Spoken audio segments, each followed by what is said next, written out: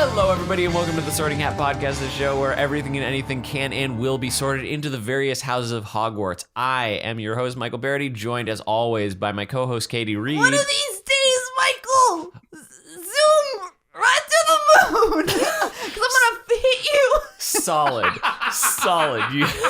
You got it out. I'm gonna do violence on you. I knew where it You're was my going. wife. No, I get it. Yeah. You're my wife. The basic conceit of the show is that Everyone's fine with it. The basic conceit of the show is that we're sorting things based on our guests' knowledge and expertise into the various houses of Hogwarts. We're joined by Alex Kramer. Hi! And we are going to be sorting... The U.S. manned space programs. Yes. All those time we went up in space. Which there are only 4, apparently. 4 major programs. And I feel especially well equipped and of expertise to assist you with this because I have seen every episode of Sailor Moon. Okay, so I guess based on your knowledge of Sailor Moon, Katie, why don't you take us off then? Okay, so first of all, thousands of years ago, there was the Moon Kingdom. Okay. Buzz Aldrin would not see the ruins of the castles for another few millennia. And then he played golf on her castle like he even had the right. You have to ask Princess Serenity if you can play golf on her moon. Yeah, that's a consent sort of thing. Yeah. So bring us through. Also, it's worth noting, I made the mistake while we were talking prior to this recording. There's a major difference between missions and programs. Can you just go over that? Oh, you took so much offense. You're like, pardon me.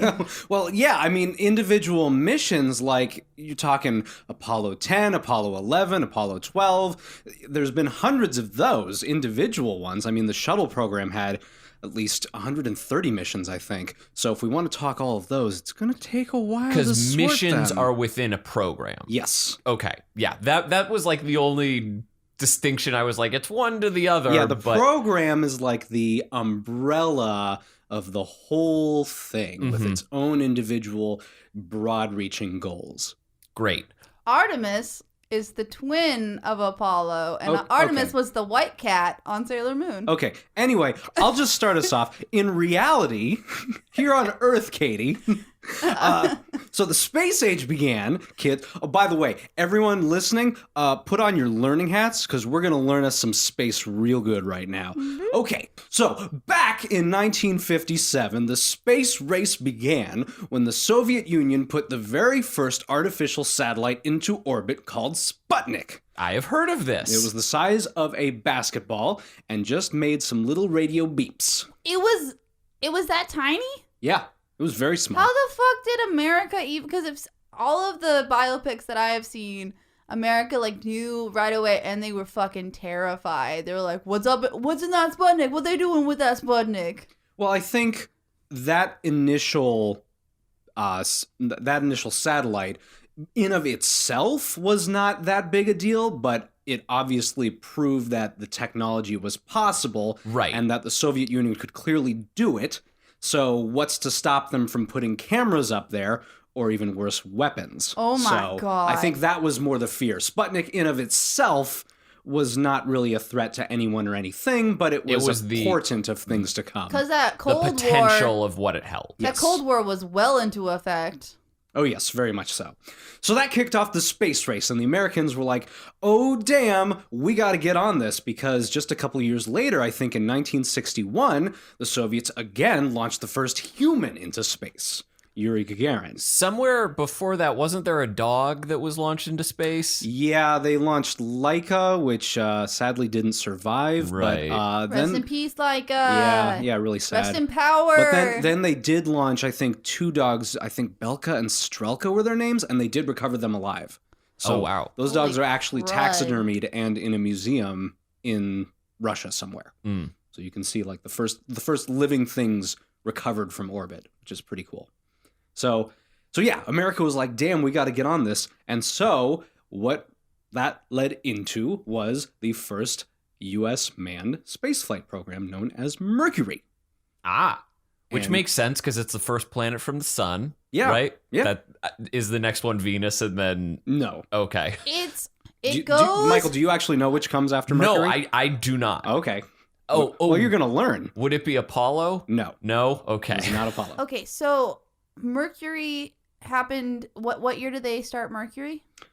I want to say 62, maybe? Okay. I could be wrong on that. It could have been 60. Because this all happens so quickly when you think about it in the larger scale of like human and like technology advancement and like the advancement of like going to new territories. Because when you like think how freaking long it took just for us to get from the European continents to the American continents. Oh yeah, the time scale on display here is absolutely insane. The amount of technical innovation that we're about to pass through in the course of this podcast, it's mind-boggling because when this began, like at the beginning of this program, the United States was still struggling just to reliably deliver things to orbit. At the very beginning of their space program, at anything, like before NASA was even established, they were trying to launch satellites and the failure rate was abysmal. Like they were just destroying all of their scientific equipment because making rockets is really hard stuff. Right. So they had to bring in the Nazis to tell them how to do it right. So explain. Oh boy. Yeah. Back in World War II, there was this Nazi scientist named Werner von Braun who was tasked by Hitler to develop rocket technology to attack the Allies, and he developed I think the V1 was like a unmanned bomber or something, but the V2 was the big deal. Yeah, that was their like that. big rocket, a Nazi rocket that was designed to just be launched over long distances and bomb places. And actually, a fun fact, in like the late 40s, it was a modified version of this rocket that first carried a camera into space. That was the first photograph we had of the Earth from space, on a Nazi rocket. So in the early years of America trying to develop rockets, they just couldn't get it right. So Werner von Braun defected to the United States, and for a while they were just kind of like trying to use his intellect because he was a brilliant scientist. They were trying to get him to kind of just advise them on how to get it right. So he was trying to provide some leadership and give them tips and stuff. It still wasn't working. So they basically just put him in charge of developing the rockets, and that's when things started to work.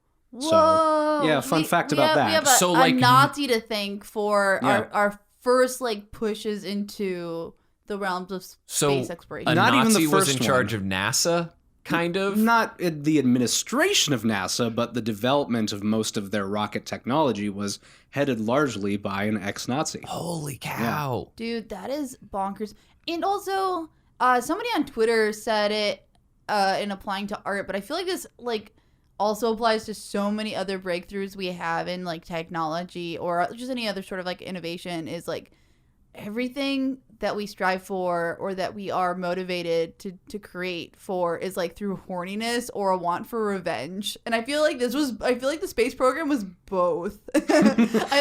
America was like, because people wanted to bone in space and they wanted to beat the Russians. No, like we wanted like the revenge aspect was like we had just come out of a world war and we were like now deeply entrenched in a war with the Soviet Union and like not knowing how any of that would fall out. And then we were also like horny for ourselves as a young country that had bested like so many other countries that had like a much stronger hold on imperialism and shit. And so like America was just like horny for itself and wanting to fight everybody. And that's how we fucking like exploded onto the moon eventually. I've never heard it really contextualized like that. We're just horny for ourselves. Yeah, so man. We busted people onto the moon. We busted a nut right up onto the face we of shot the moon. a whole load of humanity out there into the cosmos. All right, so back to Mercury. Okay, so Mercury, basically the Mercury program was literally just, can humans even survive in orbit? Okay. Is that even possible? because the Russians at the time, they were doing it. They were shooting people into orbit, but they weren't sharing anything. They were very secretive at the time, and they were only celebrating the laurels of their victory. So actually, the Soviet Union was also killing a lot of people with a lot of shoddy, like, engineering and stuff. A lot of astronauts died in pretty horrible ways, but they were do we keeping even have a mum on it. complete picture of what that history looks like? We may not. There are things that are, I think, still classified. There are things that became, like, basically were leaked once the Soviet Union collapsed, and we learned about, like, oh, this astronaut, like, literally died in, like, re-entry because the parachute didn't deploy, and he just crashed into the Earth at hundreds of miles an hour.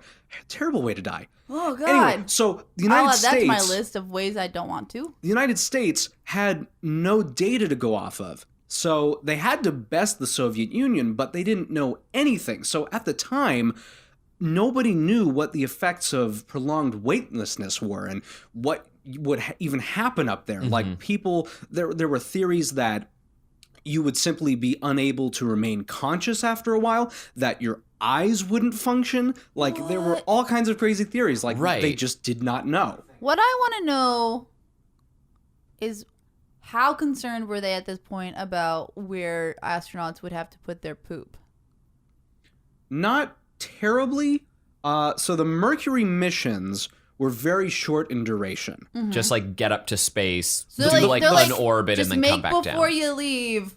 You're not gonna go till you come back. Pretty much. Like the first Mercury launch with Alan Shepard, the first American in space, that was not even an orbital launch. They literally shot him all the way up to space, and then he fell right back down to Earth. So that flight was not very long at all. And the second one, which I think was John Glenn, that was an orbital mission, but that was only a number of orbits. So the longest mission, I think, was only about a full day. Oh, wow. And these were all still under the Mercury umbrella. Yes, this is the Mercury program. Okay. And it's, I mean, I would strongly advise anyone to look up like diagrams of what that spacecraft was, the capsule that they put people into, because it's absolutely insane and really cool engineering, because it was literally, it's the size of a golf cart.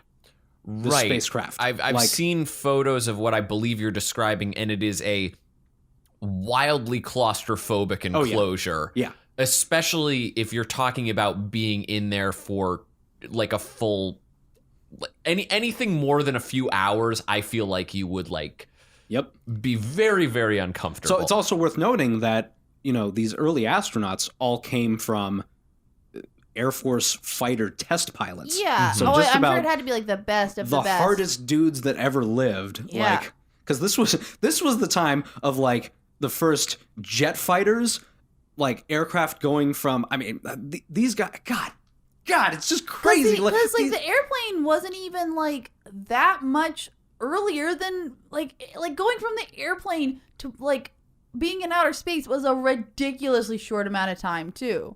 It was something like 70 years from the first powered flight at Kitty Hawk to the moon landing. That's 70 fucking years. Bonkers. Yeah, that's a single human's lifespan. Like there were people alive that saw both of those events.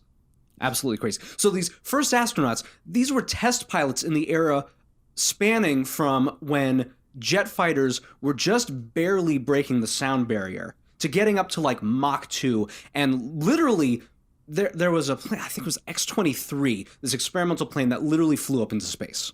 A space plane. That was a thing. Oh, I didn't know that. In like the mid-60s or something. So just absolutely crazy. These guys just testing these aircraft and finding out, like, are they just going to explode? So the craziest people and the most craziest nerves that ever lived. So they were absolutely able to handle being locked into a tight compartment for a day at a time. That was not the problem. So it's absolutely insane just to think of it. Like, these guys were just wedged into this tiny little compartment that was basically closed around them. And they have just minor instruments, a rudimentary instrument panel in front of them. And then it's just a bell, a metal bell that everything's tightly packed in there. And they're just shot into space, and they circle the Earth a couple of times. It's mind-boggling to think about. because this was the early 60s, okay? Yeah. You think about where technology was at the time, how far we've progressed since then, and these were human beings being launched around the Earth multiple times, traveling at like tens of thousands of miles per hour. It's astounding. I just find this stuff fascinating. I always get. It always makes me really existential to think that we're just like super clever apes that like figured out a way to do this to ourselves, and we like shot another ape in a golf cart into the sky because we were horny for ourselves. Yeah, man. Oh my! It's just okay. Would you two go into space if you were offered? Yes. You would go? Absolutely. Maybe not in a... I don't know if I would go in a Mercury. Not necessarily a Mercury. Like, you're going on the Virgin, like super posh. No. I'm gonna take it back. Like, if I had the opportunity, assuming that like safety was not like something that I had to be worried about. If my safety was assured and it was like, you have to be up there for 24 hours, I would still be like 100% yeah, yes. I think I'd be down for that. No, but like we still don't live in a time of history where that can be assured in any way. We're still like what I mean when I say like in the rickety like like the rickety like what are they called go-kart part of like our advancement in like shuttles. I don't know. There's a fair amount of safety precautions and assistive services and whatnot. Space travel is safer now than it was then, very much so. But there is still tremendous risks. But to the issue larger at hand. Yes. We are a podcast that sorts things. Presumably. The Harry Potter part. And I do not want to. I could talk all day about this stuff. And I do know have to that. Keep on track. So the large thing that I am trying to come to grips with, because this is undeniably either a Slytherin or a Gryffindor, the Mercury program. Yeah. Based on what you've said thus far, I'm assuming the basic thrust of this program, as you described, was just like get them up, stay in the air, come back down. The basics, the first steps into space. Can humans survive? Can we reliably get people up there and keep them there? So folks like John Glenn going up and around, right? John Glenn? Mm-hmm. Yeah. Were there any more complicated missions than what he was enduring? I mean, there were the longer duration missions. I think, God, I can't remember all the guys' names, the Mercury 7 astronauts. But yeah, I think one of the latter ones was just like a full 24-hour mission or something like that, where the astronaut spent a whole day in space and he slept for several hours and he ate meals and presumably shit himself. I don't know. Isn't it wild that even though there are probably less than like 1,000 people who have successfully gone up into space, we don't know all of their names and everything about them. Like, they are one of the smallest, most elite groups in the fucking world. But I could probably only name you like 3 astronauts, and one of them's probably just the astronaut name from I Dream of Jeannie. It hurts me to say this, but I can probably name more Kardashians than I can of these original Mercury pilots, Chloe, and that's kind of sad. Yeah. Check the instrument panel. Okay, so back to our sorting. Step for man. Oh, it hurts. One giant leap. What am I supposed? She's just on her phone. This is stupid. The phone's drifting away. I'm bored. Dude, imagine if that one Sandra Bullock movie starred Kim Kardashian. Gravity with Kardashian. I was going to say, like, Miss Congeniality? What does that have to do with anything? Okay, so based on the argument from the space race, that's where the Slytherin aspect comes from. Yeah, because I'd have to be like, of this particular mission, like, what is the motivating factor? Is it a selfless, project. like, are we doing this for the whole betterment of mankind or even for our own country? Or were we doing this because we knew the Russians were doing it and we needed to beat the Russians? I mean, I think in reality, it's a little of column A, a little of column B. Yeah. I don't think the space race would have happened at least as early if it were not for the Soviet Union. It was certainly that spirit of competition that drove us to go from not even being able to launch reliably in 1960 to walking on the moon in 1969. So it certainly was a very quick in time. less than a decade. It was that competition that drove that. Remember that song from Even Stevens when it was a musical episode? Nope. And Ren didn't remember her homework, and so she was trying to bullshit her way through the moon landing report she had to give? Nope. And he went, we went to the moon in 1969, not 1970, but 1 year sooner. We went to the moon in 1969. That's when we made a landing that was lunar. Oh man, that show sucked. But you remember the date, so it did something effectively. Yep. I'm in the camp that it's a Slytherin. I'm probably agree. I'm gonna boldly make that claim. I think that's fair. I'm gonna make it sooner than you and with more patriotism. Okay. I'll let you have that. Let's move on. All right. Let's move on, because now we're getting into more complicated programs. Right. So, okay. So a little before the Mercury program, or right when it was just starting, in the early 60s, right as we were just starting to be able to do this, it looked like America was going to be able to catch up to the Soviet Union. Hell but the yeah. Soviet Union had won the space race. They got a man into space first. They got a woman into space first. This is also crazy. Hell yeah! Welcome my sisters! This is crazy. Major props to Soviet equality, because first man in space, 1961, 2 years later, on the same craft, they got the first woman into space. I think her name was Valentina Tereshkova. The United States would not launch a woman into space for 20 years after that. And with Sally Ride. Even to this day, wow, they still sometimes like or people who are just like way too into space exploration will ask like really weird questions like, why don't the women's period blood creep up into their body from the zero gravity and choke their own intestines? Probably shouldn't have them up there. I mean, it's actually a pretty big issue because they're doing much better. There's a lot more women astronauts right now. That owns. But there is still a big discrepancy between male and female in America's and really in all countries right now. That's in the STEM, like all the STEM fields anyway. Oh, yeah, absolutely. Like even though like women like are like, and sometimes in some fields outpacing men, like in the academic world, when it comes out to like giving them these big jobs, these missions and stuff or anything, there are a lot of times they don't trust women to be able to like handle things under pressure, to handle like they think like for some reason like they'll break they faster. think that gender is an endemic of like how well you can handle it, like rationality or and this discrepancy is a big problem, because right now the big thing that we're working towards in our space exploration that we've been working towards for the last couple of decades is how do we keep people alive in space over long periods of time. Right. There's a lot of adverse effects, and we're still learning about that, how space affects our bodies. What was it? Kelly?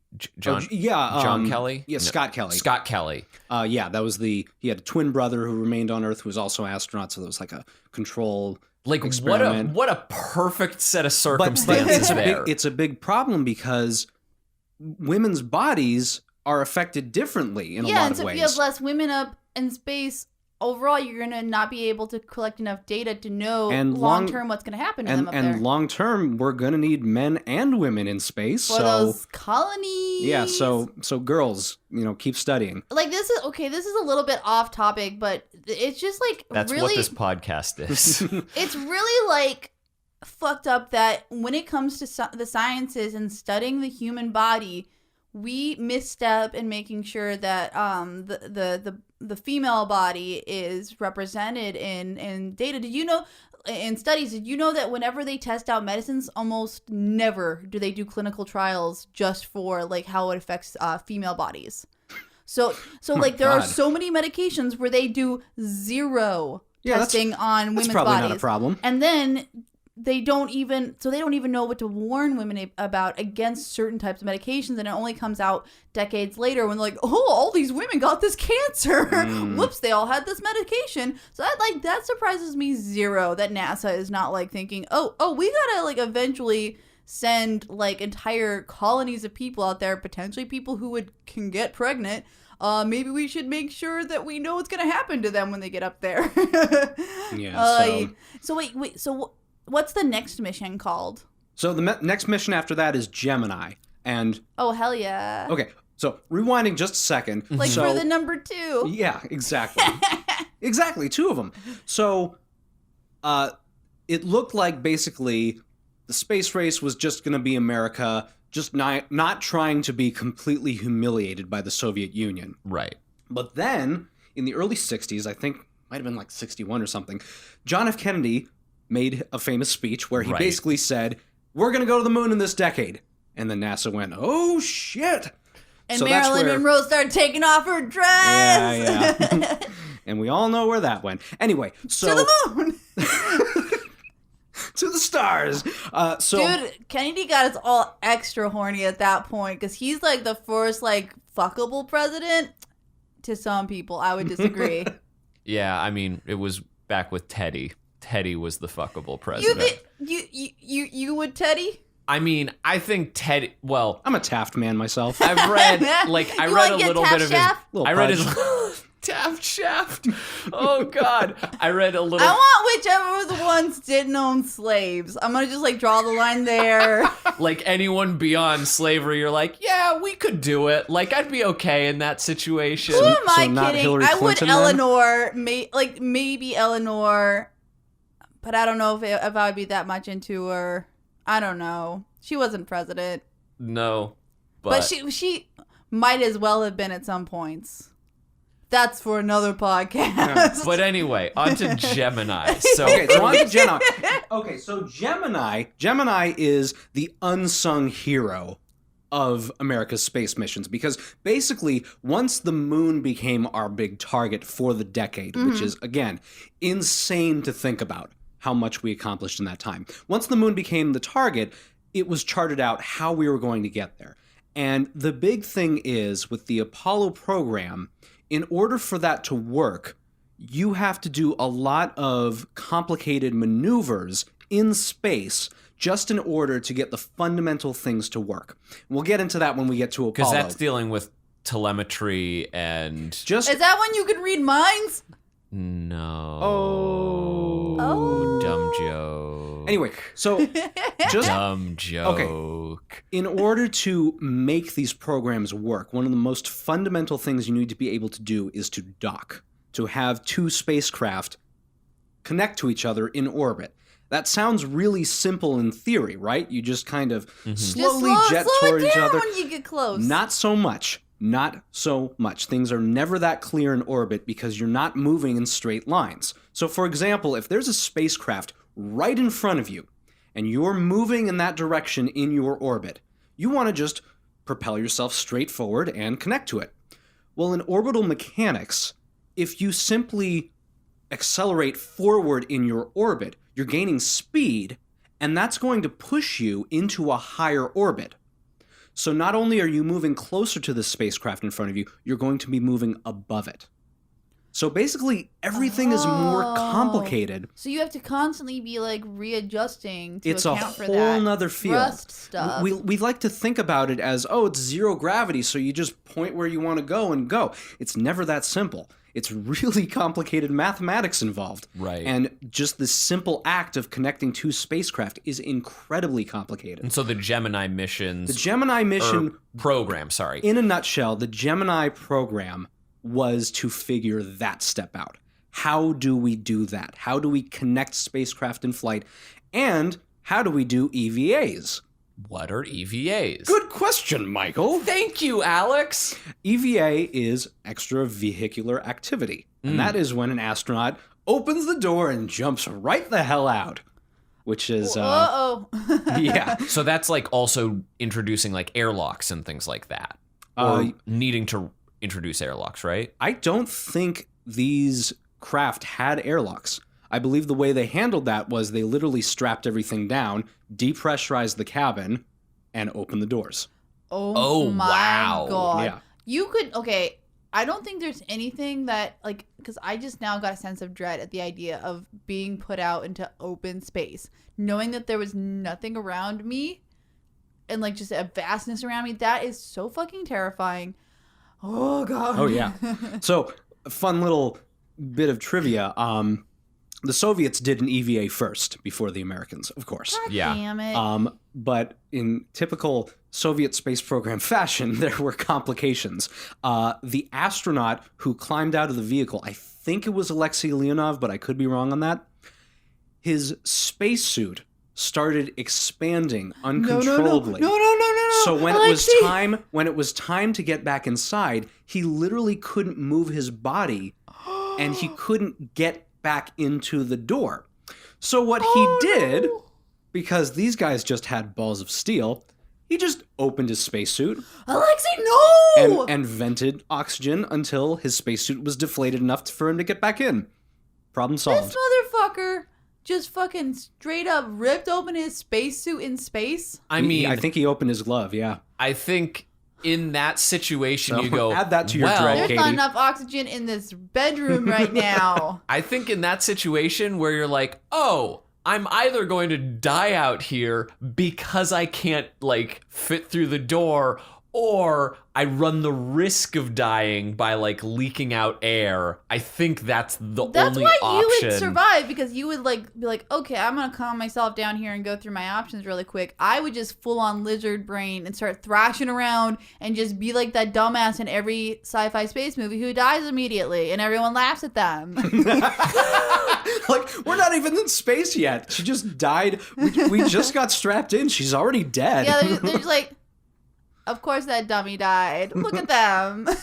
Aw. At the funeral, everyone's like, man, Katie was such a putz. Like, no, they would still make my casket a spacecraft, but it would just say dumbass across the side. the USS dumbass. Wait. God. In your world, when an astronaut dies, they're buried in the space Well, when shuttle a race car coffin. driver goes home, what shape is his bed? All right, next question.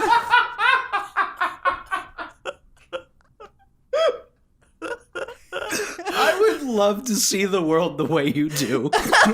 Good Lord, I need medication or something. I think bringing it back. I think based off of what you've told, the little that you've told Yeah, us. so Gemini was just the middle child. Nobody loves the middle. There's no glory there, but there's a lot of cool stuff going on. I actually feel that there's a lot of glory there, and I think that Gemini might be a Gryffindor.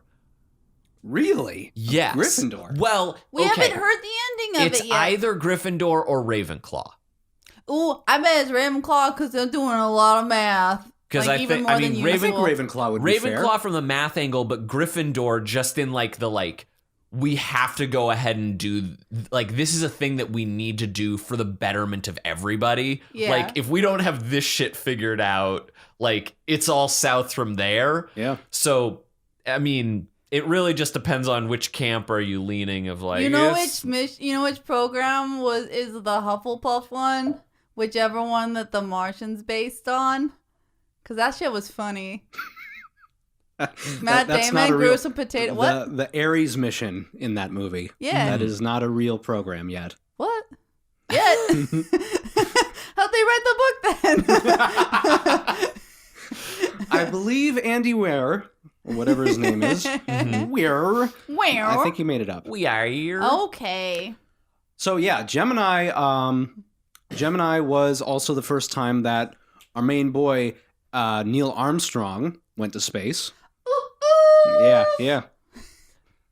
Oh man, where are you feeling Gemini sits? I think Ravenclaw's fair. Okay. It's a studious mission. Mm-hmm. Mm-hmm. It requires I think this was the most crucial from a scientific perspective. Yeah, and like not necessarily caring about all the like getting all the fame and stuff for it. Like they were just like heads down, let's get to the moon, fellas. All right. Gemini's down. All right, so moving right on. So Mhm. 60s are kind of winding down. I think it's about 67 now. Mm-hmm. And boy, that decade's running out real soon. So The we got to culture hustle. is starting to counter. Yeah, and we gotta Skirts are getting shorter. And we hair's gotta- getting longer. So we got to get Parents to are- the damn moon. Parents are getting lamer. School's getting suckier. All right, so it's time for the big guns. Apollo, everybody's favorite child, right? Hell Yes. yeah. All right, so it's time to go to the moon. Well, kind of. Moon's way out there. yes. Okay, so also, how big in the night sky, you two, Mhm. do you think the moon takes up? Like, wait, in all of space?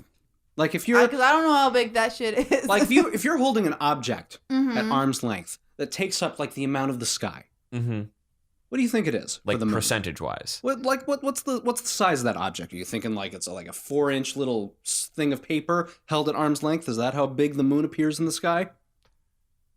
I'm gonna just, for ease of answering, say yes, 4-inch. Okay, no. The moon is about the size of a hole punch Mm-hmm. in a piece of paper held at arm's length. Gotcha. That's about how Oh. big the moon appears in the sky. The moon, it's just so dramatic and cool looking, but it's a lot smaller and a lot farther away than a lot of people may realize. Is it that big even when we got that supermoon thing? The supermoon is only about 14% bigger. Oh, okay. So it doesn't make that big of a difference. So the moon, I'm just saying, it's far away. Right. So we are gearing up right now to send humans much farther away from Earth than they have ever been before. Orders of magnitude farther. So literally it's going to take days just to travel there. Mm-hmm. yeah, so- because that shit is 238,900 miles away. Wow, that's exactly correct, Katie. You know, I just had that tattoo on the bottom of my foot when I was born. And I was like, what is this? And they're like, oh, that's just that moon number. And I was like, Definitely- all right. Definitely weren't just checking your phone. What? I dig it. Why are you trying to destroy the magic? Okay, here's, All right, here's so- the thing, guys. I fact check things. And I was like, pinhole, how many miles is a pinhole? And it turns out it's 238,900 miles. The illusion isn't ruined, and That your is- integrity is intact. You are absolutely right. That is exactly how many miles a pinhole is. Yeah. So anyway, All right, so it's time for the Apollo program. And hey, we haven't killed anyone yet. Oh, that's going to change. Because, No, I yeah. hope it's not someone I like. Well, it was one of the Mercury astronauts. Anyway, a couple of astronauts died when a fire broke out on one of the Apollo program. It was actually not a launch pad. Well, it was on the launch pad. It was not gearing up for an actual launch. It was a rehearsal for one. And it Oh, was no. only just to practice. It was not an actual mission. It was only to practice the process of just getting everything ready for the launch. It was actually not even given a mission designation until retroactively it was called Apollo 1 out of respect to the astronauts who lost their lives. so Whoa. this was not one of the televised launches. No. Which was probably for the betterment of the program itself, because more like national morale would have been very low. I'm sure obviously It was it's publicized, still, but it yeah. still made papers, but the fact that nobody was like watching when astronauts went up in Right. flames. Yeah, the intent of Apollo, what was called Apollo 1, was never to launch the craft. It was simply to have it in place, 100% fueled up, ready to go, and we're done. Mhm. Just to get that practice down, just to get those procedures down. So, yeah, that was great. And it was something that could have possibly maybe been avoided because the Soviet Union was really secretive again, because the Soviet Union, the reason the fire broke out was because the spacecraft, as all others at the time, used an almost pure oxygen atmosphere inside the craft, which is extremely flammable. Yeah. And the Soviets worked with that as well and actually had a similar incident in which a fire burnt out of control. It was actually not in a spacecraft, but in a pressurized test lab. But because they didn't publicize any of their no one goings outside on, of the government learned about that until decades afterwards. So then they didn't safety proof that sort of. What? Yeah. So if they don't have oxygen inside of the cabins, what is it filled with? Well, it was, I think after that they moved to a more natural air mixture where it's 70% nitrogen and 20% oxygen. Okay. Mm-hmm. Oh wow. So from the time that accident occurred to the next actual launch, how long was that? probably about a year, I think. They were just working on the development of the spacecraft and getting it back up and running. So the next, I think, the actual first manned launch was Apollo 8. Oh, wow. Yeah. So it's weird how they ran the mission designations, because, everybody knows it's Apollo 11 that finally landed on the moon. Yeah. Right. Spoiler alert, in that movie, they get on the moon. But that wasn't like the 11th manned mission of the program. So, yeah, I believe it was 8 or maybe it was 7. But yeah, so it's time to go to the moon. So we fly all the way out there and come home. And then we try it again, and then we do the procedures. I mean, boy, what a freaking tease, because this mission. Okay, I need to back up for a second. All right. Okay. We need to talk about the Saturn V rocket. Okay. Because the How did we almost forget? Because the Saturn V rocket is one of the coolest damn machines that humanity has ever produced. What is it? It is just a huge freaking rocket. Because the Apollo's, Mercury was a tiny little thing with a human wedged inside of it. Golf cart. Gemini was a little bigger. It had 2 people sitting side by side. The Apollo capsule was much bigger. Yeah, that was like... You have 3 astronauts in there, and they have plenty of room inside to maneuver around.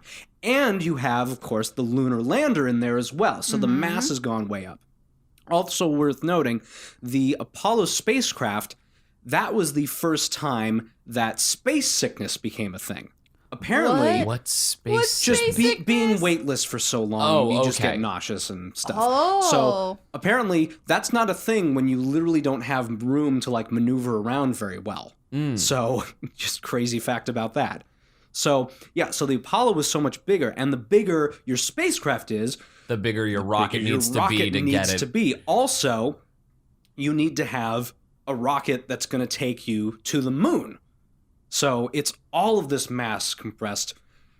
Boy, these rockets got really, really big. So you get a big one. So you have to.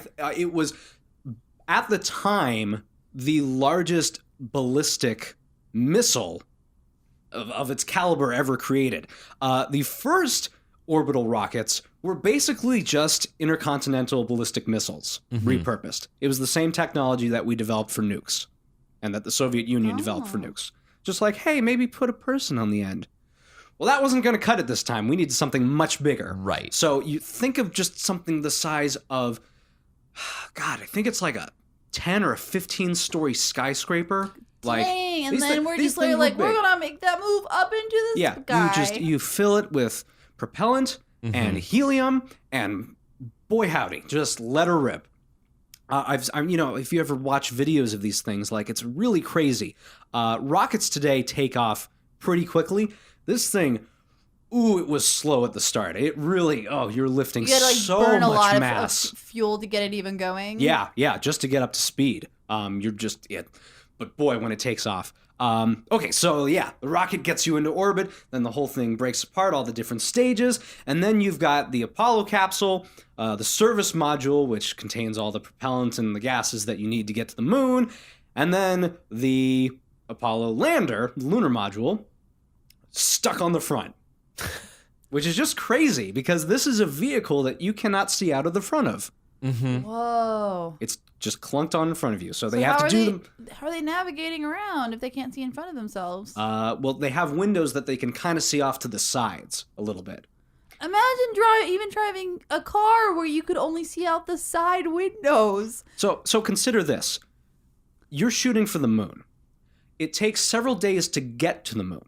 The moon orbits the Earth about once every month. So you're aiming not for where the moon is, but where it's gonna be. Oh, what a small window of time. And not only that, you have to be approaching the moon at just the right point, at just the right speed. At just the right angle, orbit the right? moon. Guys, I don't even always, like, slam dunk it getting my leg into my pants leg every day. Like, So imagine trying to slam dunk your leg, like, into pants that are a little bit too small for you on the other side of the country. And you have to do it with math. oh, I'm bad at all of these things. And you don't have a very powerful computer. Oh, no. Like, this stuff was done with line of sight. Like, Yeah, that is the thing that is craziest just to me. trigonometry and the stars, dude. Dude, and, like, probably some luck if we're being real here. Like, just straight up, like, the hubris of man be like, I can do this shit, and then it just happening, be like, yes! Oh, God. I mean, fortunately, at this point, we're 3 programs in, and we've definitely been making very small incremental steps, but it does seem like... I mean, very huge, monumental steps, actually. Yeah. Well, like, I'm just saying, like, smaller steps within each program, but then, like, the program itself Yeah, is, and like, I'm not downplaying huge. any of the work they were doing. It's just, like, ridiculous that so much of these mathematics and all of the mathematics that preceded it were theoretical. And now we were, like, putting them into practice for the first time in a way that was life or death in the most, like, thin line. Mm-hmm. It's bonkers. I mean, it's... Okay, just consider the Earth, you know? Our little planet. It's where humans have always been, the only place they've ever been. Yeah. Now, imagine how... you just have to try and appreciate how far away the moon is. How far it really is. Because when you look at, like, illustrations of the solar system, the moon's this little ring around the planet. Like, you don't really think of the scale there. It always looks like they're about to hug. But yeah, pretty much. I mean, in gravitational terms, it pretty much is a hug. But if you think, I don't know the figures exactly. I don't know really the approximation. But just as a ballpark estimate, imagine 20 Earths stacked end to end there. Yeah. Because I just That's also the kind of looked this up distance we're on. thinking I also of. looked this up on my phone. So the circumference of the Earth is only about a little under 25,000 miles. So that's as far as you can possibly get from another person. Exactly. That's the furthest distance that anybody had traveled up to this point. Now we're going to do it, like you said, like 20 times Now we're going over. to strap a bunch of guys into a metal thing, and they're going to go like 10 times farther than that. And faster than anyone else had ever gone that. Oh, yeah. Yeah. Here's a fun little thing. When they were traveling to and from the moon, these astronauts were moving so fast that at times when they would close their eyes, like to sleep or just to relax, I would not. they would see flashes of light. And I think there's still a little bit of debate about this, but basically the general theory is that there are cosmic particles, like high-charged photons and what have you, that pass through your body at all times. There's a lot more of them out in space. These particles, the theory is that they were interacting with their retinas and that they were moving so fast that they were basically bursting out of the back of their retinas and producing, like, knocking photons loose, basically. Whoa. Producing basically visual radiation inside their eyeballs. Is that what Kubrick was referencing in that one part of 2001? A Space with all Odyssey the lights with, at the end? Yeah. Do you think that's what he was trying to like recreate? That's up to debate. I think that's a little I'm more gonna artistic. call that guy. I'm gonna call that bitch and be like, He's been dead for a long time. what happened? Oh, he was buried in a spaceship coffin. You know what? The SS. Blah. I bet you. Can you imagine having to carry out Kubrick's will? Because if that motherfucker was that specific about his films, imagine having... He designed a box. Like, the perfect box. There's a documentary about boxes and, What? like, Kubrick's... Like what kind of box? No, like... A cardboard like, box? Yeah, for organizational purposes. He would... Like, when they were shooting Eyes Wide Shut, he'd just hire photographers and be like, go find doors. and they'd take photos of thousands of doors and then come back and give him all the negatives, and he'd organize them like geographically or chronologically or whatever the hell it is, and just like look through all the doors and go, this is the door that we're going to use. Like, this is going to be the door. But everything was still organized, and like all of his movies are organized. Like Barry Lyndon's got boxes upon boxes upon boxes upon boxes. Oh, sure, all his research. Even his Napoleon film he never made. But then he designed a box for like the purpose of like the top of the box should fit snugly, but loose enough that you can easily take it on and off. And he he figured out the exact like millimeters. Stanley, man, you gotta relax. He's Smell the the roses. epitome of the person who, if I knew him in real life, I would probably hate him. But I love his crazy ass. He is so funny. Well, all Kubrick and no space makes this podcast a mess. So let's get back to the issue at hand. Right. As I was saying, like probably 20 minutes ago now, such a tease, because with the Apollo programs, the first couple of missions that we were launching people out to the moon, we were just rubber banding people like out and back. Each time we were stepping a little bit further, because first you have to launch the craft into space, make the necessary docking procedures to get the lunar module on the front of the spacecraft, because it doesn't launch in that configuration. Mm-hmm. That would be very problematic. And then fly all the way out to the moon, get in orbit around the moon, and then detach the lunar module, get it down to the surface, land it, bring it back up, dock with the lunar module, fly back to Earth. Oh, wait, they got that far, and then they were like, go back. To get all of that done, each subsequent mission, they would do one more step in that process. So you have to think like... That sounds like a government entity. What a tease. Yeah. There was literally the last Apollo 10, the Apollo 10 mission. Those guys flew all the way out to the moon.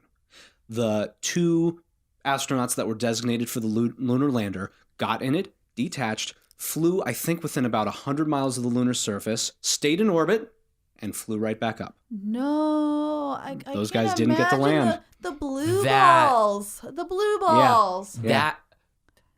What is to say that they couldn't have broken protocol and we don't Nothing know? would have stopped them. Also, is there space laws? Like, if you break a space law, do you have special space consequences? Well, I think... Or does it just follow, like, martial law? From a legal standpoint, space is administered under maritime law, I think. So it's like international waters, basically. Right. Oh. It's treated as such. So, I'm just saying... I bet the Air Force is mad about that. Because, and this might be a very dumb question, what was communication like between like NASA and those in space when the missions are going on? Or is there any form of communication? Oh yeah, there's plenty of communication.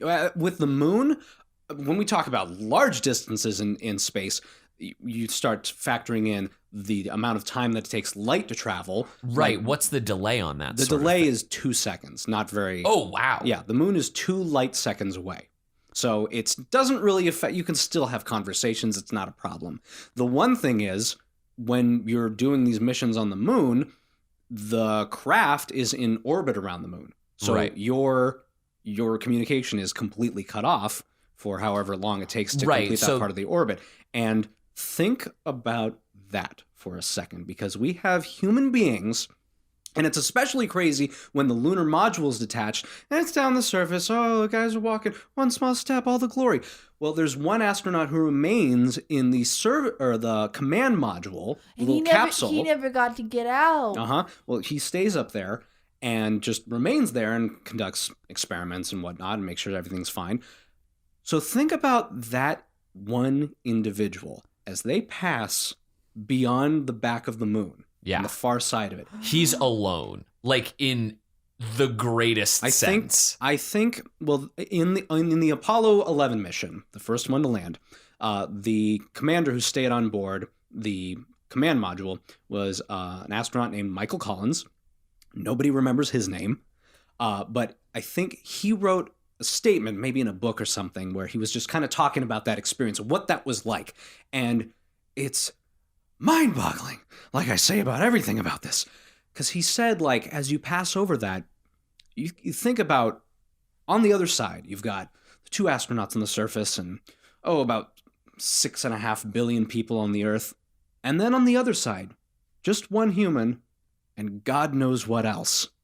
Out there. Yeah. Out there. Because, like, the whole of the universe. When he reaches that farther end, he's the farthest away any human's ever been. And as it stands right now, I believe it was Apollo 17 that went the farthest from the moon in their orbit. So that is the absolute furthest distance. That is the absolute, you can consider it height, like the human height record of all time. Whoa. So there you go. That's as far as we've stepped away from the Earth ever. That moment. And the Russians never... The Russians were trying to get to the moon, but they were running into a lot of technological problems. The rocket that they were developing to get to the moon, their version of the Saturn V, was kind of a mess. It just exploded, which is kind of sad because there's a lot of cool innovation that basically at that point, the Russian space program, they kind of stopped setting a lot of records. They had a version of the American space shuttle that was actually kind of in many ways more technologically sophisticated, but never flew with humans because of the collapse of the Soviet Union. So that's sad. But on the other hand, the Russians developed the Soyuz capsule, which is still in use after 50 years, is the most reliable design of a spacecraft ever, and is currently the only spacecraft that can shoot humans into space right now, since the space shuttle's been retired. Russian people and people in that part of the country, they know how to be hardy and how to survive shit. It's cold there, and... So you're saying that the Russian winters prepared them for the harshness of space? And the political unrest. Imagine being in a country or in a series of countries that haven't had stability in centuries. I mean, yeah, I was extolling the virtues of the first American astronauts, but you want to talk crazy, we can talk about some Russian cosmonauts. There was a Russian flight. Also, I love the term cosmonaut. Oh, it sounds so much better. Yeah. I don't know. It sounds so much better. It's kind of more romantic, I guess. I don't know. A little bit. But there was a Russian flight, I think in the late 60s or early 70s, where upon landing, just about everything that could have possibly gone wrong without killing the cosmonaut, did go wrong. So the spacecraft flew off course by hundreds of miles. The parachute deployed, but not properly. There are rockets that are supposed to go off to slow the descent right at the very end that did not deploy. So the spacecraft hit the ground so hard that the cosmonaut inside broke all of his teeth and ribs and I think his arm. And he was stranded in the middle of the woods in winter and literally had to fight off wolves for a couple of days before he could be rescued. And he was probably just it reminds me of my childhood. Yeah. So it was a bummer that the Russians really never got their lunar program. That never happened. They were the first to send a probe there, however. Although now, I mean, we're relatively cool with them as far as the International Space Station is concerned. Yeah. Oh yeah. We're scientifically we're cool with Russia. Oh yeah. Actually, it was so. Okay, so we got Apollo 11, yay. As far as the Americans are concerned, we won the space race, hooray. Well, the real formal end of the space race competition happened a few years after that. In 1975, the Americans were basically like, hey, we got some Apollo craft left over from the program. Why don't we just connect with the Russians in space? So the very first joint country space mission ever, the Apollo-Soyuz test project. They had Apollo shoot up into space and Soyuz shoot up into space. And they had a special apparatus which connected the two spacecraft. Oh, cool. And they kind of just shook hands in space and had a special little plaque. And it was the first time that they were like, yeah, all right, science, hell yeah. What year was that? 75. Okay. That's great. So, it was kind of a treaty in space that worked, unaffected by various nations at all that the point. shit that was going on at the Earth at the time. Yeah, they're just like, no. Let's go up here where it's cool and rules don't matter, and we'll just give one another like a high five and like a salute of respect, and then we go back down and hate one another for a little longer. All right, I'm gonna say this one probably a Gryffindor. Yeah, it certainly gets all the glory. Yeah, it's not. Yeah, so I mean, you want to talk space exploration. It doesn't get as it never gets flashier than freaking first steps on another body in the solar system. Like and like kind of like stepping on the progress of the earlier ones and then getting all the glory. Because also at that point we were able to like better like televise everything. So like it definitely got more of its due in terms of like, here's the spectacle of everything. Oh yeah. Millions of Americans watched it live as it was happening. Right. I feel like we haven't had that in our lifetime yet. Maybe absolutely not. Like, nothing of that scale. Nothing that is like, oh my God. It is worth noting, however. I mean, that was a very celebrated moment, but it's actually worth noting amongst like regular Americans at the time, like throughout the 60s, a lot of people didn't really care so much about the space program, and not many people saw a tremendous use in what it was. Like, there was patriotism involved, but the average American didn't care too much and kind of felt that the general consensus was that it was kind of a waste of money. And I'm sure that's what people would think today, because I know there were whispers that the Trump administration was going to like start back up the space exploration parts of NASA. Yes, tell me of this NASA. And a lot of people are kind of like, we got other stuff to think about, fellas. So that's interesting to know that was like partly what the sentiment was at the time. Looking back at it, it's so celebrated and it's so cool and you awesome think that's and like everything. Romanticized? Because like, the people that are studying it now are the people that are passionate about it. But when it was like actually happening, like... So there's some historical revisionism on the part of people who love space to say that everyone had a boner for it, and that's not necessarily... At the same time, though, we certainly now are existing in an age where, I mean, I know for a fact that Alex, you were very, very stoked when the Falcon 9? Oh, yeah. I mean, I've been watching a lot of the SpaceX launches. All the SpaceX, launching and then being able to land and then launching that same rocket back. The first stage, yeah. Like SpaceX, the privately owned one? And I think that's really the future of at least this sort of space exploration. And these were all very momentous things and very cool. But, I mean, comparing it to humans landing on the moon... Right. We certainly have had nothing like that in our lifetimes. The thing that we can probably hope for in our lifetime as far as like space exploration goes is Mars, right? I think we'll live to see Mars. And I mean, we've got Curiosity and all of those fun things. We have probes there, but I think I would say within 20 to 30 years we'll have humans on Mars. Is that the next program that we're going to be sorting? The Mars program? What's the fourth one? What comes after Apollo? Right. It wouldn't be Mars because Mars isn't manned. We haven't done that yet. Right. But it very well could be. Okay, so the Apollo missions, they're done. Yay! We got to the moon. We studied a bunch of stuff. That one spacecraft kind of blew up, but we got everybody back safely. So hooray! Apollo 13, Tom Hanks, go USA. Yeah. So after that, now what? What the hell are we going to do? It's time to start thinking about the future. And what is the future? Yeah, Mars. Getting humans to other places on the planet. And suddenly things become a lot more complicated because all these missions, even the longest Apollo missions, were only about a week and a half long. So human bodies can handle that remarkably well. You know, dealing with everything in zero gravity, the radiation of space, for short periods of time, it's not that big a deal. But to get to Mars, just getting there with our current technology takes months. I think it's about like a 3 or 4 month trip just to get to Mars. Right. Yeah, and that's when Mars and Earth are close to each other. They're on separate orbits, so, they're going all over the place. But it's about 54.6 million kilometers. Oh, was that the tattoo on your other foot?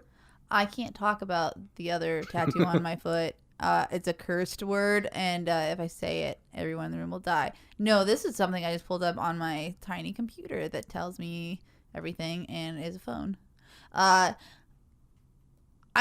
Jesus, I can't even fathom that sort of distance. It's a hell of a road trip. Yeah. So to get there, we need to figure some other shit out because now you have to have humans living in space for a really long period of time. And space don't like humans too much. No. Turns out they're trying to kill us. So we got to figure out what happens to our bodies in microgravity. What happens? How do we do the basic challenges of survival? How do we grow food? How do these things happen? How does life develop? There's all kinds of complicated questions that have really complicated answers. So really, you need to be in space for long periods of time to get that shit figured out. And that's the new space program. And the answer at the time was the first space stations. Gotcha. Oh, God. So, yep. Just kind of a little tangent, we had our first space station, Skylab, which was kind of an extended laboratory floating around the Earth, and we'd have crews go up there for a while. So the Apollo... Is Skylab still a thing? No. Skylab ended in the late 70s. Oh, okay. Is that the what Skynet is based off of? Or Yes. Oh, absolutely gotcha. Yes.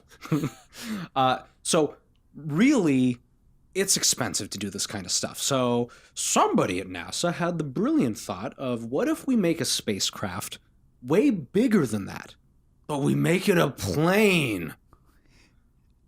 Whoa. That's a really good idea, guys. So in the late 70s, development began on what would become the space shuttle. Yes, but Howard Hughes is like in his Las Vegas room, like banging his like claws against the wall. Now you like big planes. Now you like them. The spruce goose. He's just tripping over jars of pee. Yeah, that's exactly how it happened. So wait, so a space shuttle is, so it's like different than a rocket. Yeah, so up until now, every single craft that has ever had a human, anything, every single thing that's been shot into space, it's a one-time use. It's like a firework, basically. Well, the rockets, they're thrust like that. But I mean, every piece of equipment is designed for a single use. These spacecraft return into Earth using a heat shield that wears out, and at that point, it's not suitable to be used again. It's going to fall apart. It's not rated for that. Carbon footprint, not good on NASA so far. Well, it's also really expensive building all of these things and that's repeatedly. Why during all of NASA's like big spending spree that everybody in the United States who was not the biggest fan had complete claim to that argument, because they're like, you're literally sending tons of wildly precious metals, more money than I can ever fathom, to literally burn it. Only to be burned on re-entry. We're burning money. Right. So the idea was, what if we can make something that's reusable? What if we can make a spacecraft that can shoot up into space and then glide back into Earth and land like a plane, get checked out like an airplane, and then relaunched? And that's basically the concept that evolved into the space shuttle. So you have this gigantic, compared to previous craft, spaceship that is basically a floating laboratory, and you can do the big thing about the space shuttle is it has a massive cargo hold that can be outfitted with anything you want that can fit in it. You can put a satellite in there, and they can literally just deploy that satellite right there, and you can conduct other science experiments in the shuttle itself. You can build a special space laboratory into the shuttle itself. That was the thing, Space Hab. And then in the late 80s, America was trying to figure out, okay, how do we build a big space station? Mm-hmm. Well, you're going to need something to bring the pieces up there and assemble it bit by bit. So that's kind of what that concept was about. So, so what was the duration of this program? And Space Shuttle. What was the name of this program? The program was formerly called SLS, which I believe stands for Shuttle Launch System. Could be wrong on that. STS, Shuttle Transit System. Gotcha. So they're like, we're not gonna have some. Yeah, no more romantic like Greek god. I guess they couldn't think of any Roman or Greek god that was associated with just spinning around the earth repeatedly. Couldn't think of anything. So and they didn't want to put Taz on it. So yeah, the space shuttle is the actual craft itself, this giant space plane. But the actual craft itself and the system is actually comprised of the shuttle itself, the large external tank, and the solid rocket boosters. So that all together is really the whole picture. Mm-hmm. So when people say space shuttle, it's just the little thing itself. So anyway, the shuttle itself is a really crazy thing because it is a huge plane shaped really weird, and people are expected to fly it in the atmosphere. So starting in the late 70s, the first tests were just to figure out, like, can this thing even fly? So there was a mock-up built that was never designed to go into space, but just to figure out, how does this work as a plane? Like, is everyone just going to die when they get into the atmosphere? And they were originally going to call it the Constitution, but due to a large fan base of nerds doing a lot of writing in, they called it the Enterprise. Hell yeah! Just like stupid Bodie McBoatface on that. Well, a little less dumb than that. So, Enterprise! Yeah.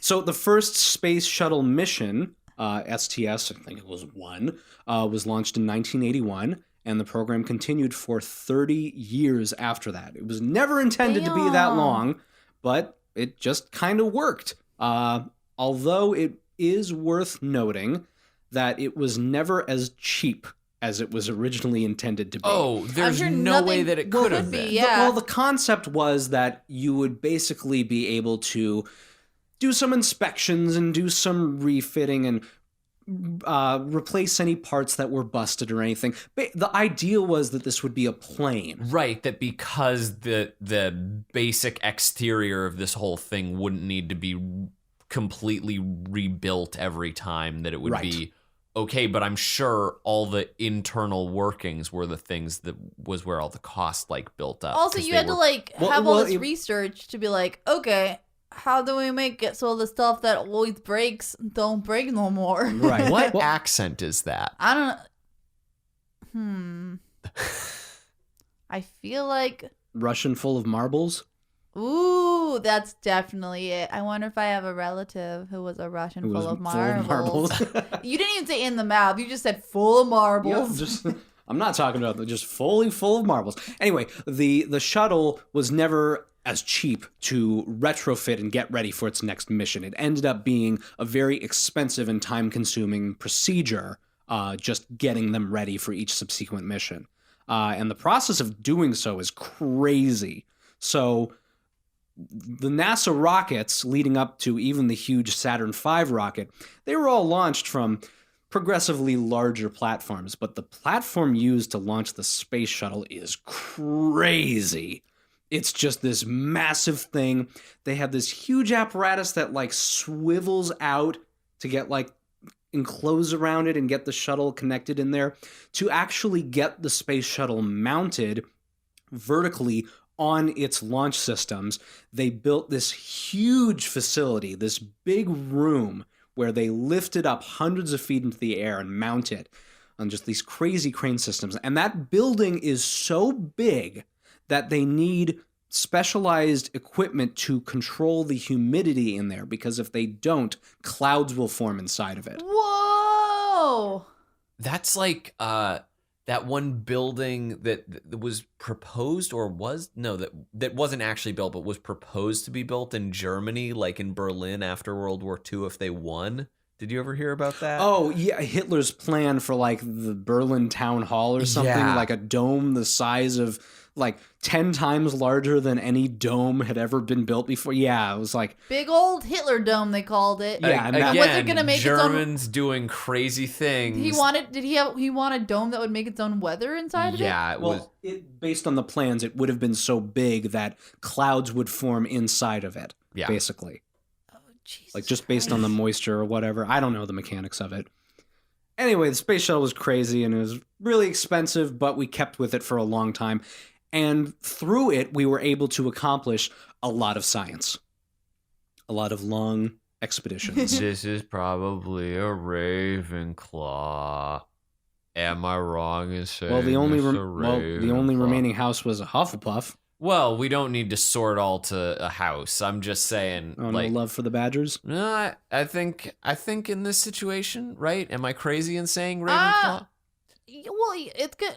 We have to not try to have a bias to be like, this one's purely intellectual. And no, but based on just all of the mathematical gains. I'm also saying on the basis of them starting to go like, okay, what's the practicality of what we're doing? How can we be doing things more efficiently, and like how can we do things on a larger scale? That's what makes me think it. From a mission standpoint, the space shuttle is the only one of the 4 whose mission was just let's do science in space. We got to do experiments. Because all the others had clear-cut goals of, in order to get to the moon, we have to do this and this and this. Yeah, so this is the first of the missions that the end game was not to just get out there. It's like, we can get out there now. Now we need to see what happens while we're out there. Just more the general purpose. This kind of feels, again, like Gemini was, of like, it's the necessary steps before like the big glorious we're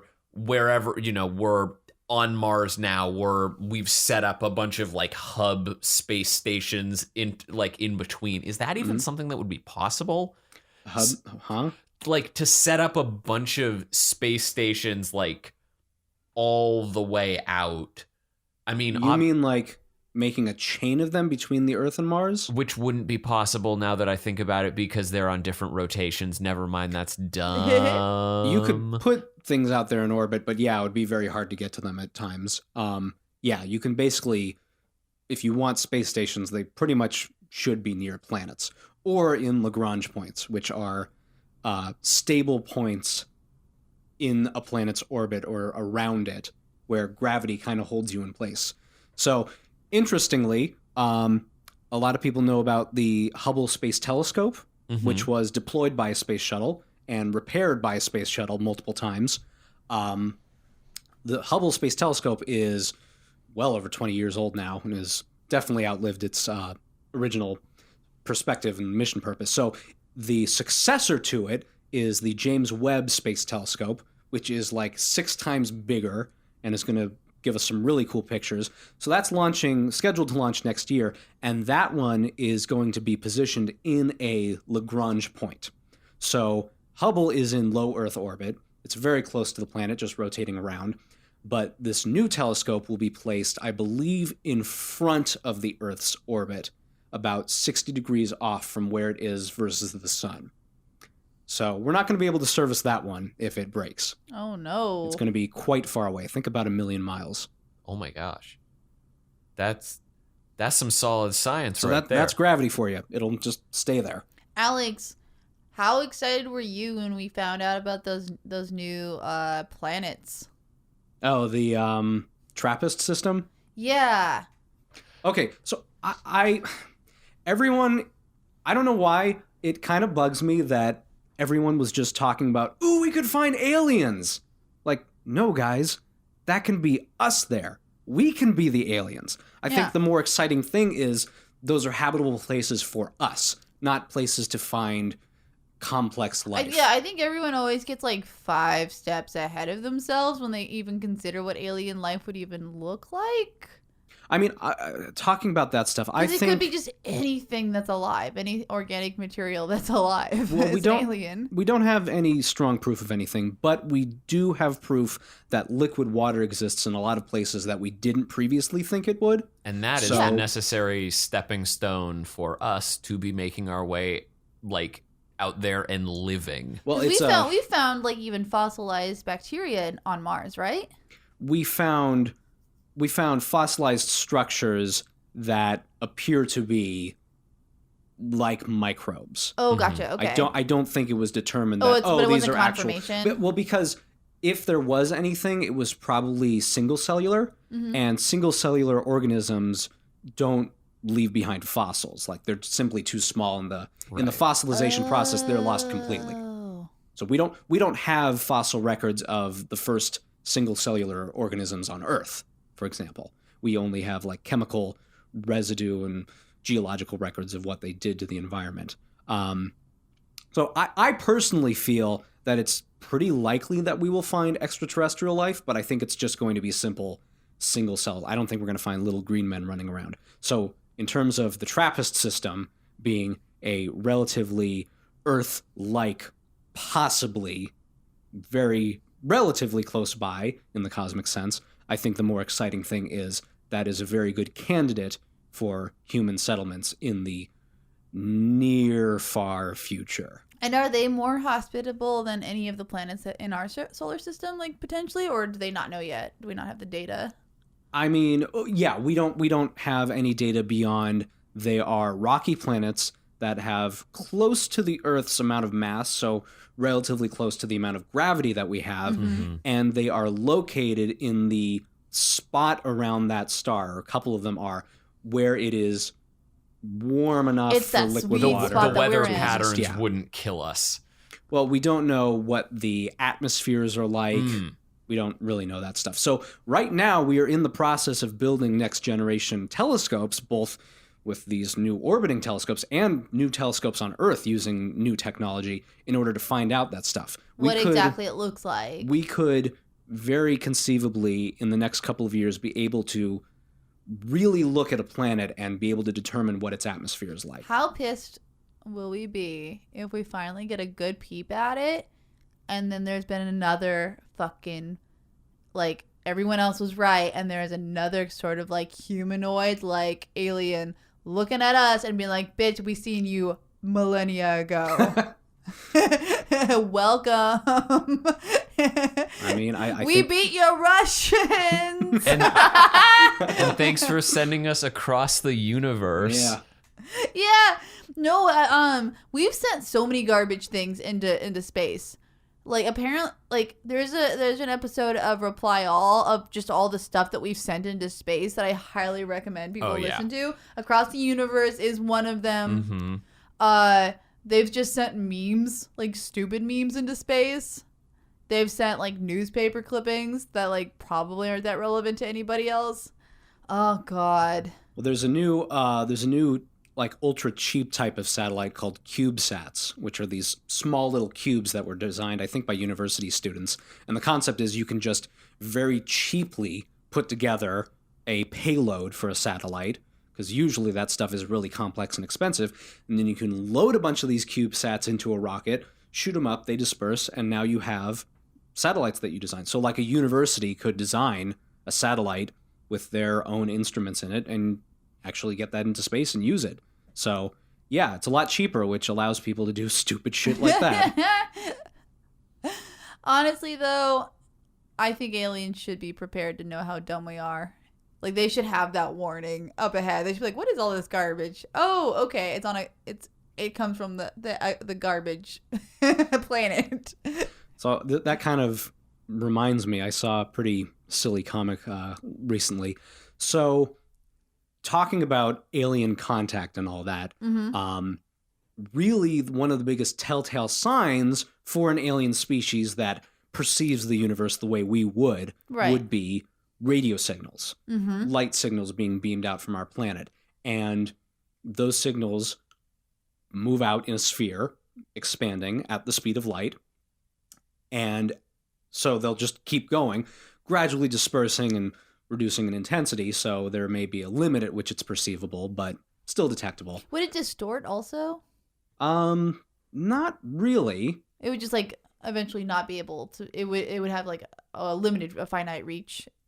Well, at a certain point, it's just photons. Oh, gotcha. So it's a finite amount of them in a sphere. So as that sphere grows, they get spread further and further apart. So, if we detected a single photon of a transmission, would we even be able to pick that up? Right. Gotcha. That's the question. Okay. So, but it is still expanding. So it's just kind of a linear path growing out from the Earth. So where does that begin? What's the first transmission that could be detectable? And apparently the first real transmission that may be powerful enough that was visible from throughout the world was the televised account of the 1936 Olympics, which were held in Nazi Germany. Bringing it back. Yeah. Bringing it back. It all comes back to the Nazis. So that was when Jesse Owens won, right? Yeah. Just the joke in that comic that I saw was just that What? that benevolent alien saw the Nazi Olympics transmission and then came to Earth, was like, "Hey, what's up, humans?" But they're wearing like Nazi regalia. Hey, we're one of you. And What's with up? that, I'd like to thank Alex for coming back on the Sorting Hat podcast. Heil Hitler. I don't like this Nazi alien. Fuck. Where can we find more of you, I Alex? don't know, dude. Out in the cosmos. You can follow me. My handle is Sham Shandwich on Twitter and Instagram and the like. So that's SHAMDWICH. Thank you. Yeah. And then he full on kissed the mic. He did. Like it was your little cheek. Indeed.